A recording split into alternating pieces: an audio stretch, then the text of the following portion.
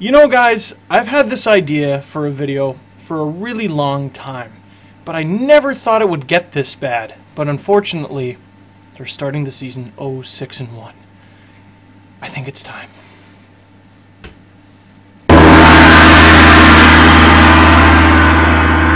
Gong Show!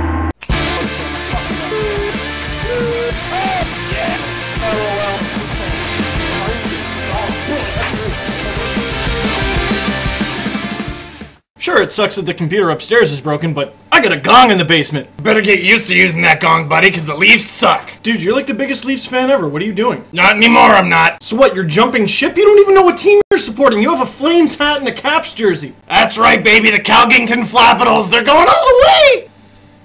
Wow. Leafs lose 4-1 to the New York Rangers, and considering they lost 7-2 the last time, good job. And some of the talk after this game, people have been saying, you know what, the Leafs didn't look that bad. And you know what? I agree, actually. The Rangers are nowhere near as good of a team as their record indicates. But should we be splitting hairs? No, because they're off to the best start in franchise history. You know how long this franchise has been around? Before the Flapidals, I'll tell you that much. And things started off good for the Leafs in the first. First of all, it was a tie game for most of the period, which...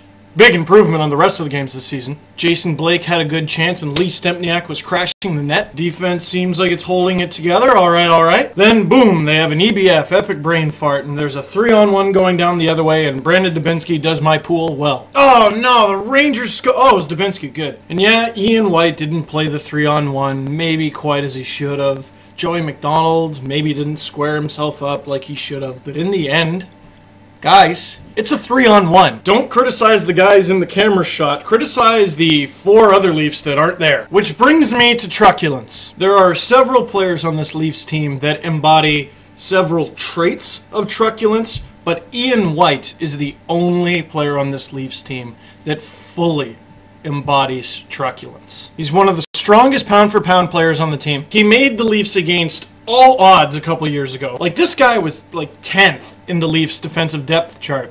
And through injuries, he just came up and earned his stay. Last year, he's benched for the first dozen whatever games of the year.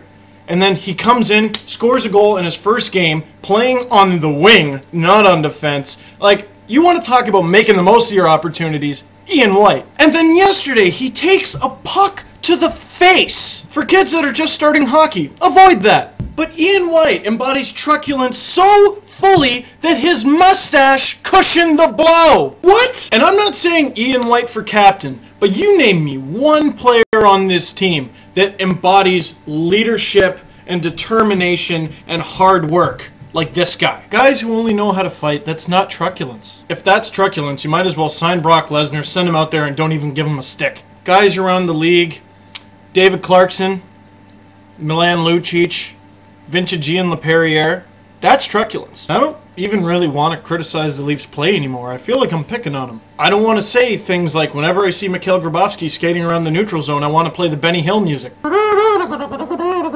you got Ron Wilson in the post-game press conference saying, booing doesn't help. But you know what I say to that?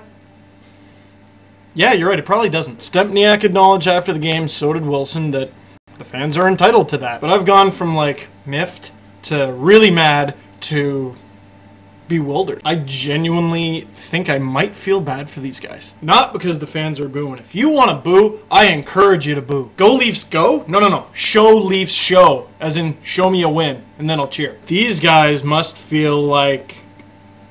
I don't even know. So now they literally have a week off to, I guess, reflect. Wilson has a week to think of how on earth he's going to motivate this team. Burke has a week to think, what on earth am I going to do with these guys? That's a week to think of how you're going to change this logo that has never ever known winning into this one. And that's all. I'm going to stop asking specifics.